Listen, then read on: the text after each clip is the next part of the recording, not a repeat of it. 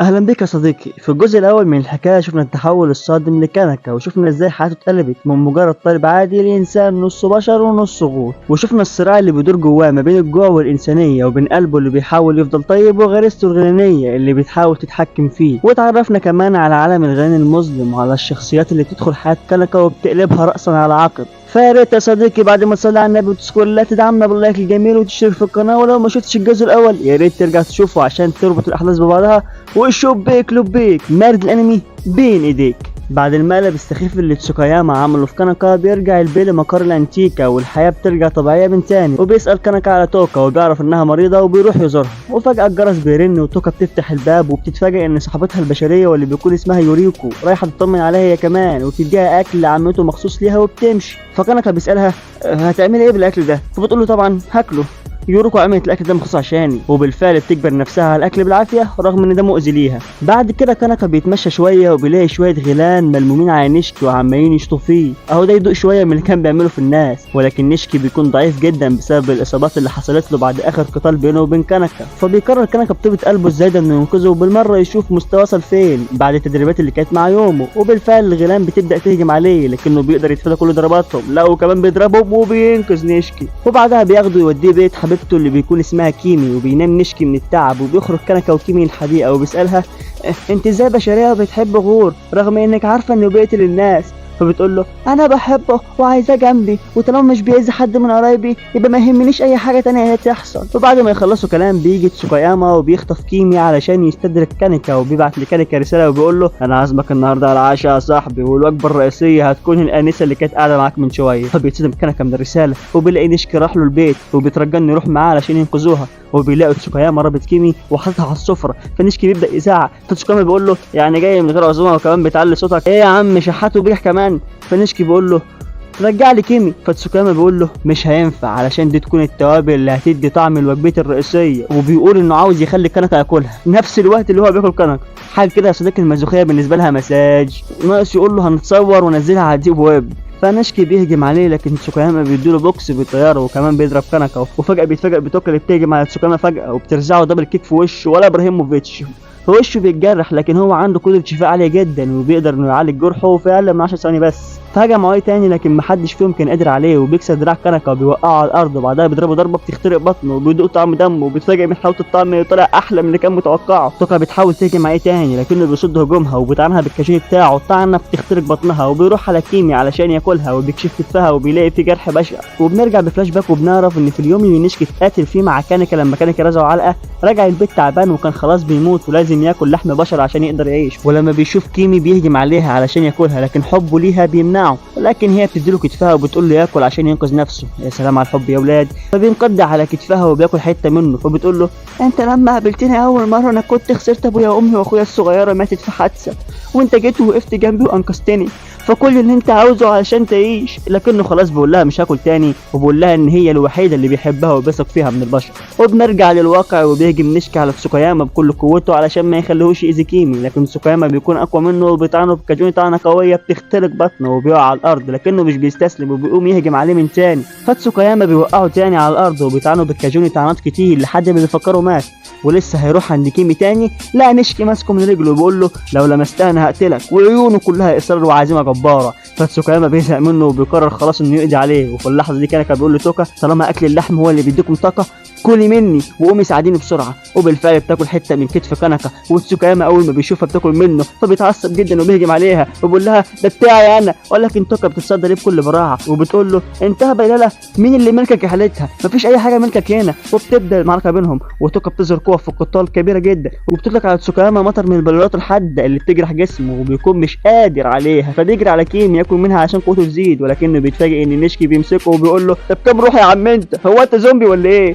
انت ازاي ما قمتش لحد دلوقتي؟ فتوكا بتستغل الفرصه وبتوجه لتسوكاياما الضربه القاضيه وبتخلص عليه، ولكن توكا بتكون عاوز تقتل كيمي علشان ما ينفعش ان يبقى في بشري عارف حقيقتهم. الكل بيعارضها ولكن توكا بتصر تقتلها وبتهاجمها، ولكن نشكي الحبيب بيحميها وبياخد كل الضربات بدلها. كميه حب ووفاء وتضحيه يا صديقي ملهاش مثيل. وفي اللحظه دي عين كيمي انكشفت وشافت توكا، بتقول لها انت جميله. فتوكا بترتبك وبتبتسم وبتمشي. وبنرجع تاني تاني لمقهى الانتيكا وبنلاقي ان نشكي عدو الامس بقى صديق اليوم وانضم ليهم، وبنلاقي هيناما متضايقه جدا وبتقول لامها انها عايزه تروح عند ابوها، وبننتقل للوالد اللي بيكون خلاص خلص الاداء اللي الغول جيسون كان طالب منه انه يصنعها. جيسون خدها لكن قبل ما يمشي بيغدر بالدكتور وبيطعنه وبيرميه بره، وفجاه بنلاقي المحققين ماضو وامون مستنينه بره وفرحين انهم قدروا يوصلوا لجيسون اخيرا، فبيهجموا عليه ولكنه بيكون سريع جدا وبيتفادى كل ضرباتهم بسهوله وبيكسر الكاجولي بتاع ماضو، وفي الاخر بعد الفرهده دي بيقول لهم وقتكم معايا خلص وبيسيبهم وبيمشي. وبيكون ساعتها الدكتور الغلبان مصاب وواقع على الارض فبيقتلوه وبياخدوا الكاجولي بتاعه، وبنرجع لهينامي اللي بتكون خرجت مع امها علشان يشتروا كتب جديده، لكن فجاه هينامي بتشم ريحه ابوها اللي بيكون وحشها جدا وبتجري زي المجنونه في اتجاه الريحه. ولكن المفاجاه يا صديقي اللي ماضو وامون كانوا عاملين لها فخ وهم اللي كانوا في انتظارها. الام طلعت الكاجولي بتاعها وبتقول لبنتها تهرب بسرعه، فبتجري البنت وعينها من خوف ورعب يملوا العالم، وبيشوفها كنكه بالصدفه وبتحكي له اللي حصل وبتكون قلقانه جدا على امها، فبياخدها وبيروحوا مره تانية لمكان امها، وبنرجع تاني لمكان الحادث. وماضو لما بيشوفوا مهنمي بتضحي بنفسها علشان بنتها بيضحك وبيقول لها منظركم مقرف قوي وانتوا بتحاولوا تقلدوا مشاعر البشر، وما يعرفش ان الغيان دي كائنات زينا عندها مشاعر ونفوس فيها الخير وفيها الشر، وبتستعد مهنمي للقتال. ولكن ماضو بيفاجئها وبيطلع الكاجوني بتاع جوزها، وفي اللحظه دي بتعرف انهم قتلوه. الصدمه حرفيا كانت بترجع قلبها والدموع بتنزل من عينها زي المطر وكميه الحزن اللي فيها تقطع القلب. وساعتها بيوصل كانيكا وهينامي، ولكن كانيكا فضل واقف عاجز، وكان كل اللي يقدر يعمله انه يغمي عين هينامي علشان ما تشوفش امها وهي تتقتل بدم بارد على ايد ماضو. وبنرجع تاني للانسيكا والكل كان حزين على موت ام هينامي، وتوكا بتتعهد انها تنتقم ليها من اللي قتلوها، لكن المدير بيقول لها مش هينفع نتخذ اي اجراء ضدهم يا بنتي علشان ما نكشفش نفسنا ونحافظ على سلامة باقي الخلان، وما ينفعش نحصر نفسنا في دايره الانتقام لان اللي نار الانتقام بتحرق قلبه ومش بيقدر يعيش حياته. فتوكا ما بيعجبهاش الكلام وبتسيبه وبتمشي، وكانكا بيلوم نفسه بسبب انه كان موجود ساعتها وما قدرش يعمل حاجه، وبيقول يا ريت توكا هي اللي كانت هناك وقتها.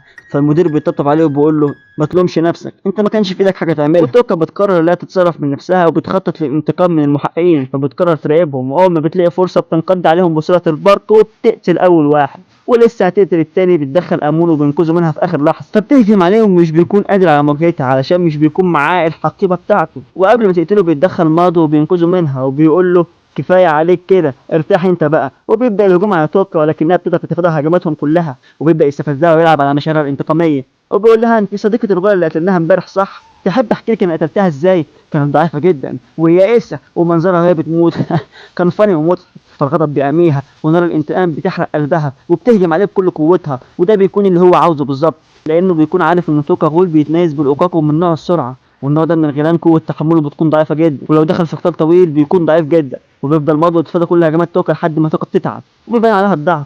فبقول لها الغوله اللي احنا قتلناها امبارح كان معاها طفله صغيره اللي هي هينامي يا صديقي، وبيسالها لو كانت تعرف مكانها علشان هو يا عيني صعبان عليه ان الطفله بعيد عن امها فعاوز يقتلها هي كمان. يا سلام على طيبة قلبك يا عم ماضو. فالكلام ده بيستفز توكا وبتقوم تهجم عليه تاني لكنها بتكون تعبت، فبيهجم ماضو عليها وبيجرحها بيوقعها على الارض، وقبل ما يقتلها بتجري منه وبتهرب بسرعه، وبترجع لمقهى الانتيكا وبتكون مصابه وبيحاول كانكا يساعدها لكنها بترفض، وبيدخل المدير وبيطلب منه كانكا انه يساعدها لكنه بيرفض، بيقول لكانكا هي اتصرفت من نفسها وراحت تهاجم المحققين وما عملتش حساب لكلام الرجاله، فتستحمل هي بقى وتشيل مسؤوليه اللي هي عملته لوحدها، تموت بقى ولا تعيش مش هتفرق. فتوكا بتتضايق من بتسمعه وبتسيبه وبيمشي، فبيروح كانكا وراها عشان يعالجها لكنها بترفض وبتقول له انها حزينه على اللي حصل لام هينامي وانها ما كانش لها ذنب علشان تتقتل.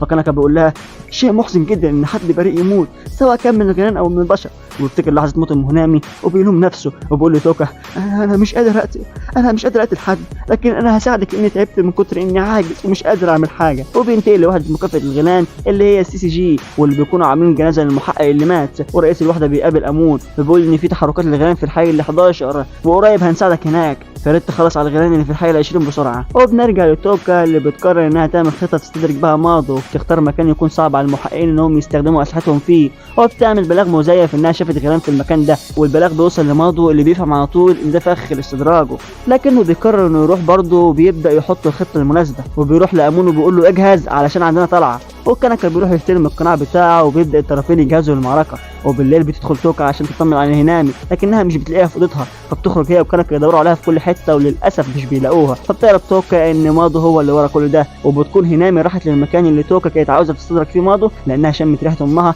فبتلاقي شنطه على الارض. وهنا يا صديقي كانت الصدمه، البنت بتلاقي جثه امها متقطعه ومحطوطه في الشنطه، فبتصرخ بقى على صوتها من الصدمه، وكانكا وتوكا كانوا قريبين وبيسمعوها، وتوكا بتجري بكل سرعتها ناحيه الصوت. كانكا بيبص بيلاقي امون هو كمان رايح ورا توكا، فبيقرر انه يقطع طريقه ومش بيخليه يوصل لها. في اللحظه دي توكا بتكون وصلت لهينامي وبتلاقيها قاعده وحاضنه الشنطه اللي فيها جثه امها وبتعيط تقول هو احنا ملناش حق نعيش في سلام؟ امي وابويا كان ايه ذنبهم عشان يتقتلوا بالطريقه البشعه دي؟ توكا مش بتقدر تمسك نفسها وبتاخد البنت في حضنها وبتعيط، وفجاه من وسط الضلمه دي بيطلع لهم ماضو ابن المستفزه بيدوس على مشاعر البنت الصغيره وبيقول لها عجبتك الهديه يا بيبي اللي سبت لك في الشنطه صح؟